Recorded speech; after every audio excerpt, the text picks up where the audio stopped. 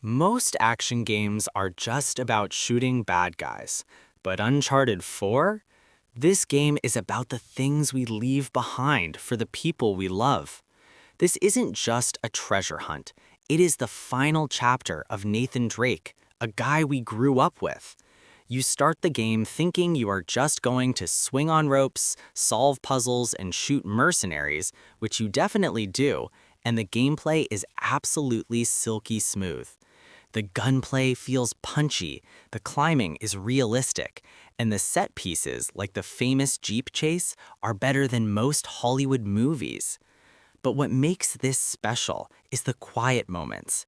It's seeing Nathan sitting on a couch, playing video games with his wife Elena, trying to live a normal life and failing. It's the relationship with his brother Sam, who drags him back into the life he tried to escape. The facial animations are so good you can see the guilt in Nathan's eyes without him saying a word. Gamers love this because it respects the history of the characters. It doesn't just give you explosions, it gives you closure. It is the perfect goodbye to a legend. But while Nathan Drake's story is about finding peace, our next game is about a city where peace was never an option. Imagine a game where your choices don't just change a cutscene, they decide the fate of entire species. That is Mass Effect.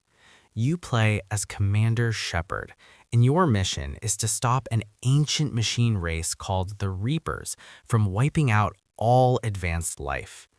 The gameplay is a solid third-person shooter with squad tactics. You build a team of aliens and humans, upgrade their skills, and take them on suicide missions. But the combat isn't why we play Mass Effect. We play it for the crew. You spend 3 whole games building relationships with these characters. You fight with them, you argue with them, and yes, you can romance them. When you lose a crew member because you made a bad call, it actually hurts.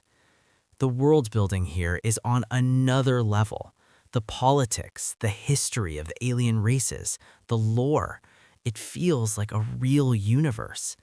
By the end of the trilogy, you aren't just playing a game. You are saying goodbye to your best friends. Saving the galaxy is stressful, but our next game proves that saving your own soul in a futuristic city is just as hard. Forget the bugs at launch. Today, Cyberpunk 2077 is one of the most immersive story experiences you can buy. You play as V, a mercenary in Night City who ends up with the digital ghost of a rockstar terrorist stuck in their head. The hook is simple. You are dying, and you have to find a way to survive. The gameplay gives you insane freedom. You can be a hacker who fries enemies' brains from a distance, a ninja with a katana, or a heavy gunner.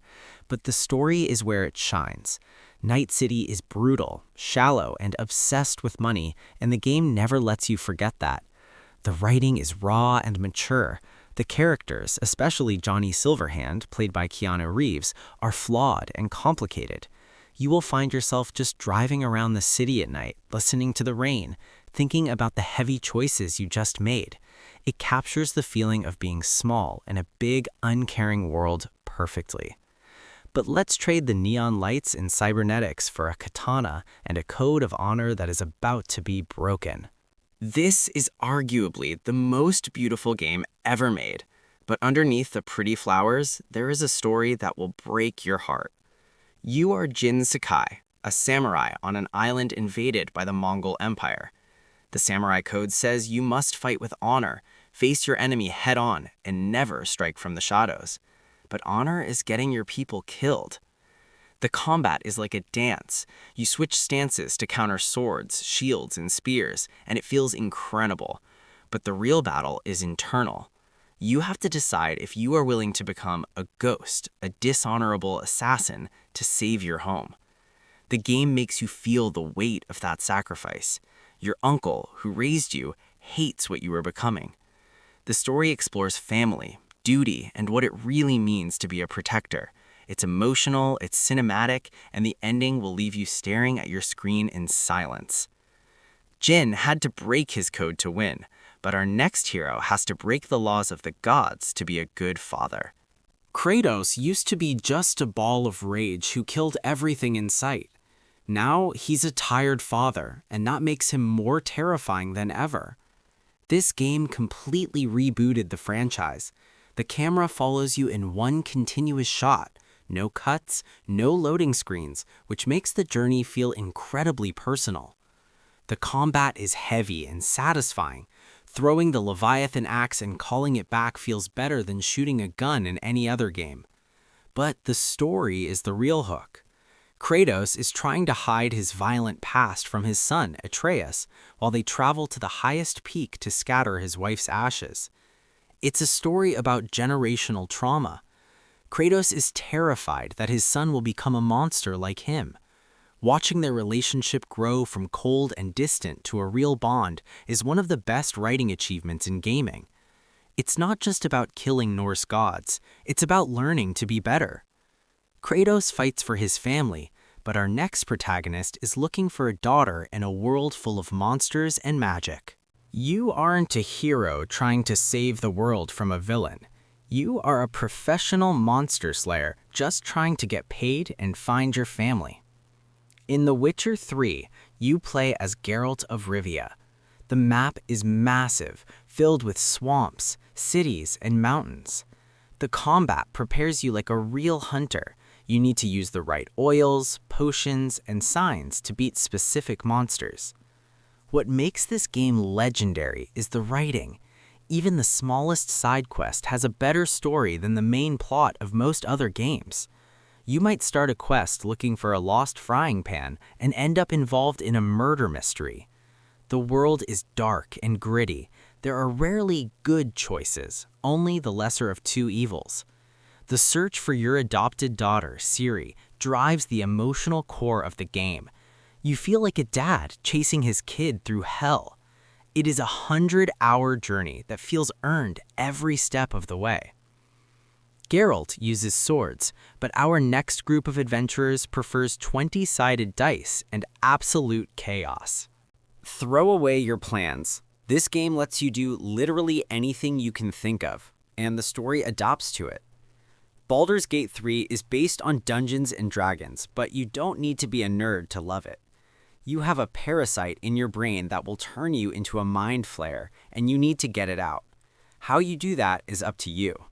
The freedom here is unmatched. You can talk your way out of boss fights, you can kill key characters, or you can romance almost anyone. The motion capture and voice acting are so good that the characters feel like real people. What makes it a top-tier story game is that it respects your intelligence. It doesn't hold your hand. Your choices have massive consequences that might not show up until 50 hours later. It's a game about trust, power, and how far you are willing to go to survive. From a fantasy world of magic, we move to a post-apocalyptic world where the real monsters are the humans. The first 15 minutes of this game will crush you. If you don't cry, you might not have a soul. The Last of Us isn't a zombie game. It's a story about a broken man named Joel and a teenage girl named Ellie. Joel is tasked with smuggling Ellie across a destroyed United States because she might be the cure to the fungal infection that destroyed the world. The gameplay is tense. Ammo is scarce, bricks and bottles are your best friends, and the enemies are terrifyingly smart. But you keep playing for the dynamic between Joel and Ellie. You watch them go from strangers who don't trust each other to a father-daughter duo who would burn the world down for one another. The dialogue is natural, the acting is Oscar-worthy, and the ending is one of the most debated moments in gaming history. It asks a simple question: would you doom the world to save the one person you love? It's a masterpiece. But there is one game that took storytelling to a level of realism that is almost scary.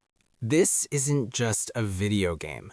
It is a time machine that drops you into the dying days of the Wild West. You play as Arthur Morgan, a high-ranking member of the Vanderlinde gang. The law is closing in, the era of outlaws is ending, and Dutch, your leader, is losing his mind. The level of detail is insane. Your beard grows, your horse gets dirty, and people remember if you were rude to them in the last town. The pace is slow, deliberate, and immersive. It forces you to live Arthur's life, not just play it. But the story is a tragedy in the best way possible. It's about loyalty, betrayal, and redemption. Watching Arthur Morgan try to do the right thing after a lifetime of doing wrong is the most powerful character arc in gaming history. By the end, you aren't just watching a character, you are mourning a friend. Imagine the Stone Age, but instead of hunting tigers or bears, you are hunting a robotic T-Rex with a high-tech bow and arrow. That is the insane pitch of Horizon Zero Dawn, and it works perfectly. You play as Aloy, an outcast living in a lush green world that has grown over the ruins of our modern civilization. The mystery here is the driving force. Why is the world filled with machines? What happened to the skyscrapers and cities? And most importantly, who is Aloy and where did she come from? The gameplay is some of the most satisfying open-world combat you will ever experience. You can't just hack and slash, you have to be tactical. You scan the machines, find their weak points, and tear off their armor piece by piece while dodging lasers and robotic tails. But the story is what keeps you hooked. Unraveling the truth about the old ones, which is us, is haunting. It's a sci-fi mystery that treats its audience with intelligence, mixing primal survival with deep philosophical questions about technology.